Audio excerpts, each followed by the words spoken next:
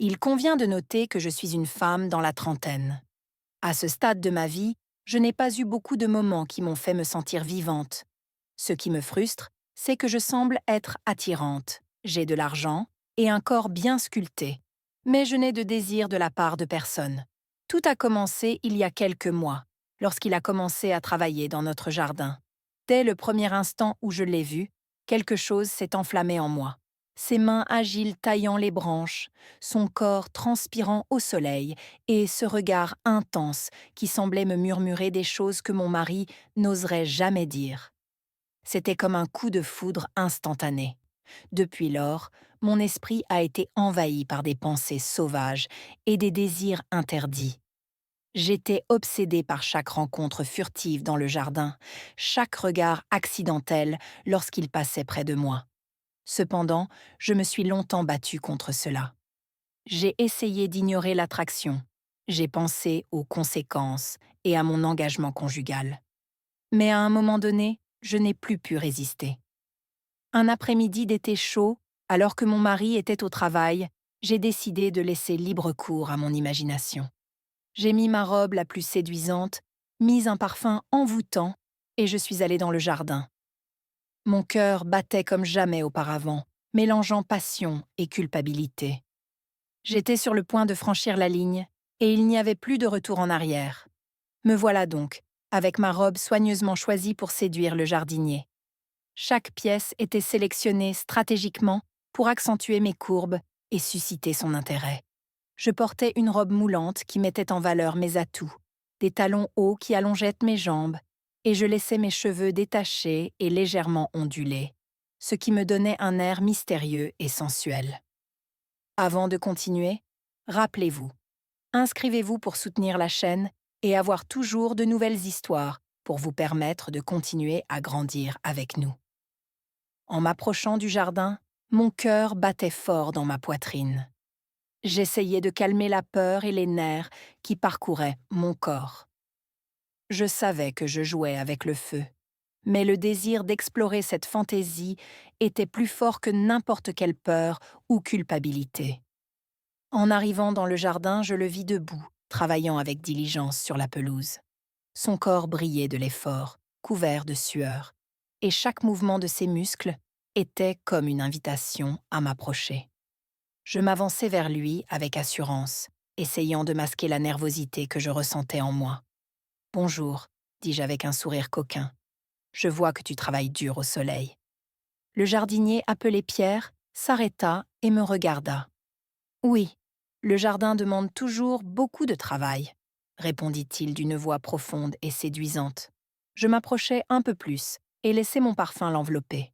Je remarquai ses yeux se poser sur mon décolleté et sa respiration devenir saccadée. « As-tu besoin d'aide ?» demandai-je en baissant légèrement la voix pour créer une atmosphère intime entre nous.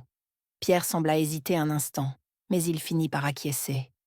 J'étais ravie d'avoir frappé juste et éveillé son intérêt. Ensemble, nous avons commencé à travailler dans le jardin, mais au lieu de plonger dans les plantes, la tension flottait dans l'air. À chaque mouvement, nos mains se touchaient, nos corps se rapprochaient dangereusement. Et l'électricité entre nous était palpable. Nous n'avions pas besoin de dire un mot. Nos yeux et nos gestes parlaient d'eux-mêmes. Au fil du temps, il se pencha vers moi et me lança un regard timide. L'occasion se présenta, et je m'approchai encore plus près de lui. Je fis jaillir de l'eau sur son bras, et alors que mes mains tremblaient, je sentis le feu que je n'avais jamais ressenti. Alors, sans prévenir, je lâchai le tuyau et m'approchai encore plus près, jusqu'à ce que nos lèvres ne soient plus qu'à quelques centimètres l'une de l'autre. Le désir nous envahit, et nous nous embrassâmes avec une passion débridée. C'était un baiser qui a allumé un feu que ni l'un ni l'autre ne pouvait contrôler. Nous nous abandonnâmes à ce baiser ardent et passionné, laissant nos lèvres se fondre dans une danse sensuelle. Je sentis sa main forte et chaude se poser sur ma taille, tandis que mes doigts se perdaient dans ses cheveux noirs. Le monde semblait disparaître autour de nous, ne laissant place qu'au désir et à l'excitation qui nous consumaient. Nous nous séparâmes brièvement, avec le besoin de respirer, mais nos yeux brûlaient du même feu qui nous liait. Nous n'avions pas besoin de mots pour comprendre ce qui se passait entre nous. C'était une connexion physique sauvage et puissante qui nous menait vers des lieux interdits. Maintenant que vous êtes arrivés jusqu'ici, voici le moment de ma conclusion avec le jardinier Pierre, le moment où tout a été révélé. Je vous demande donc de continuer jusqu'au bout. Dans un élan de passion, j'osais laisser mes mains glisser le long de son torse musclé, sentant la fermeté de son corps sous mes doigts. Nos lèvres se rencontrèrent à nouveau, et cette fois, nos mains explorèrent chaque centimètre de peau exposée. Chaque toucher, chaque baiser nous plongeait encore plus profondément dans un abîme de désir et d'extase. Nous nous laissâmes emporter par l'impulsion, cherchant chaque surface qui nous offrait un soutien, tandis que nos corps se fondaient dans un tourbillon de plaisir. Le soleil éclatant d'été nous caressait, mais c'était la chaleur de notre passion qui nous enveloppait complètement. La tension devint insupportable, et sans dire un mot, Pierre prit ma main et me guida vers un coin du jardin. Là, entourés de plantes et avec la sécurité de l'intimité, nous nous abandonnâmes au désir débridé qui nous consumait. Chaque frôlement, chaque murmure était comme une décharge électrique qui traversait nos corps. La luxure et l'excitation traversaient chaque fibre de mon être, tandis que je me laissais emporter par les soupirs et les murmures qui s'échappaient de nos lèvres. Ce fut une expérience libératrice et excitante, mais aussi remplie de la peur d'être découvert. Après un temps qui semblait éternel, nous nous séparâmes, épuisés et à bout de souffle. Nous savions que ce que nous avions fait était un péché, une trahison envers mon mari. Mais à cet instant, nous nous sentions vivants, comme si nous avions découvert une partie de nous-mêmes qui était restée cachée jusqu'alors. Ainsi, nous étions piégés au milieu de ce mélange d'extase et de peur, dans un monde de sentiments et de désirs interdits. Nous savions que nous devions mettre fin à cette aventure dangereuse, mais nos passions semblaient avoir une force au-delà de la logique et de la raison. À partir de ce jour-là, nos rencontres secrètes dans le jardin devinrent une partie addictive de nos vies. Chaque fois que mon mari quittait la maison, je cherchais une quelconque excuse pour croiser Pierre. Je pouvais prétendre avoir besoin de quelque chose dans le jardin ou simplement inventer une conversation banale pour me retrouver à ses côtés. Chaque rencontre était une danse dangereuse pleine de regards furtifs et de touchés subtils. Les émotions montaient en intensité et nos corps se fondaient dans une luxure débridée. Le jardin devint notre refuge secret où nous nous abandonnions sans restriction à la passion. L'adrénaline de l'interdit augmentait l'intensité de nos rencontres. Nous osions nous aventurer dans des endroits plus audacieux du jardin, nous cachant entre les ombres des buissons ou au bord de la piscine. Chaque coin devenait le témoin de nos soupirs et gémissements, comme une mélodie secrète que seuls nous connaissions. Au fur et à mesure que notre relation continuait, quelque chose commença cependant à changer entre nous. Pierre, avec son regard profond et ses gestes tendres, commença à se montrer plus attentif, même en dehors de nos rencontres secrètes. Ses messages se firent plus fréquents et remplis de mots tendres. Peu à peu, le désir qui nous liait commença à se mêler à des sentiments plus profonds.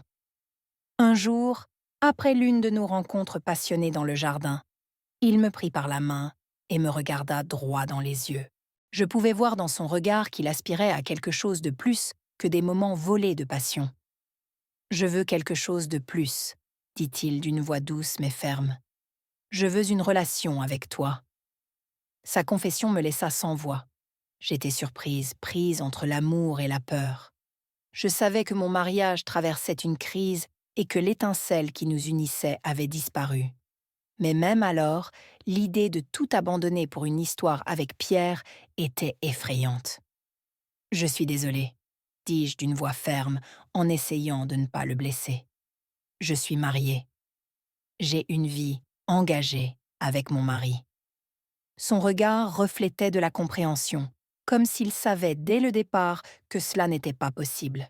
Il savait qu'il jouait avec le feu depuis le début, mais il espérait que nos sentiments réciproques nous mèneraient au-delà d'une simple aventure. « Je comprends, murmura-t-il, mais je ne peux pas continuer ainsi. Je ne peux pas me contenter des miettes de ton temps. » Ces mots me surprirent. J'étais face à un dilemme. Choisir entre la stabilité de mon mariage et la passion débridée que je partageais avec Pierre. Mon cœur balançait entre la sécurité et l'incertitude excitante. Avec le temps, la tension entre nous devint insupportable. Les rencontres dans le jardin se firent de plus en plus rares, remplies de silences gênants et de regards empreints de désir. Nous savions tous les deux que notre romance interdite s'éteignait lentement, comme des fleurs fanées dans le jardin. Je compris qu'il fallait que je prenne des mesures pour y mettre fin, avant que nous ne soyons encore plus impliqués. Je ne pouvais pas simplement dire à Pierre d'arrêter, cela aurait tout ruiné. Je devais faire en sorte qu'il soit temps de mettre fin à tout cela définitivement. Je ne pouvais pas laisser nos sentiments s'entremêler davantage et mettre en péril la stabilité émotionnelle de nos vies. Il était temps pour moi de faire face aux conséquences de mes actions et de continuer ma vie. Armée de courage, j'ai organisé une conversation avec Pierre dans un lieu neutre, loin du jardin qui avait été le témoin de notre passion débridée. Je lui expliquai que notre relation devait cesser et que nous ne pouvions pas continuer ainsi. J'essayais de lui expliquer les raisons derrière ma décision, en faisant appel à la responsabilité et au respect envers mon mari et mon engagement conjugal. Pierre m'écouta attentivement pendant que j'expliquais mes raisons de mettre fin à notre relation. Son regard reflétait un mélange de tristesse et de compréhension pendant que je parlais. Il voyait comment j'acceptais ma décision et que je comprenais les conséquences possibles si nous continuions. « Je comprends ta position », dit-il finalement d'une voix calme. « Même si cela me fait mal, je comprends que tu protèges ton mariage et ton engagement. Je ne veux pas mettre en péril ce que tu as construit avec ton mari. » Ces mots m'ont soulagé un peu. J'avais craint que Pierre réagisse négativement, qu'il résiste à ne plus se rencontrer en secret avec moi. Cependant, sa compréhension et son acceptation m'apaisèrent, sachant que nous gérions cette situation de manière mature et responsable. « Je promets de ne rien dire, » poursuivit Pierre. « Je garderai notre secret sous clé. Je comprends que c'est la bonne chose à faire, même si cela me fait mal. Je me souviendrai de ce que nous avons partagé, mais je ne m'immiscerai pas dans ta vie ou ton mariage. » Ces mots résonnèrent dans l'air, et nous restâmes silencieux un moment, laissant la réalité de la situation s'installer entre nous. Bien que tout soit terminé et que nous sachions que c'était la bonne décision, nous nous sommes dit au revoir, avec une étreinte douce mais passionnée. Il n'y avait ni larmes ni reproches, seulement un adieu silencieux, marquant la fin d'une phase de notre vie. Chacun suivrait son propre chemin, laissant derrière lui les secrets et les désirs interdits. Avec le temps, nos vies prirent des chemins différents, et bien que le secret demeure, nous n'avons jamais franchi à nouveau cette ligne interdite. Le temps passa sans que mon mari ne se doute de notre aventure. Nous avons réussi à garder le secret bien gardé, et Pierre montra son engagement à laisser notre histoire sombrer dans l'oubli. Il n'y avait jamais eu de signe d'infidélité dans mon comportement, ni d'indice qui aurait éveillé les soupçons de mon mari. Mais malgré tout, j'ai appris quelque chose de précieux de cette histoire. La frontière entre la passion et la réalité est parfois très mince. J'ai appris à apprécier la stabilité et la valeur de ce que j'ai, même si j'ai été emportée par des désirs interdits pendant un certain temps. Et au fond de moi, je garderai toujours un souvenir secret de cet été où le jardin est devenu bien plus qu'un simple lieu de détente. Dites-moi ce que vous en pensez. Laissez votre avis dans les commentaires. Je vous invite à vous abonner et à cliquer sur le bouton « J'aime » pour me soutenir. N'oubliez pas de le partager avec vos proches et d'activer la cloche. Merci d'avoir regardé et j'espère vous revoir bientôt. Au revoir.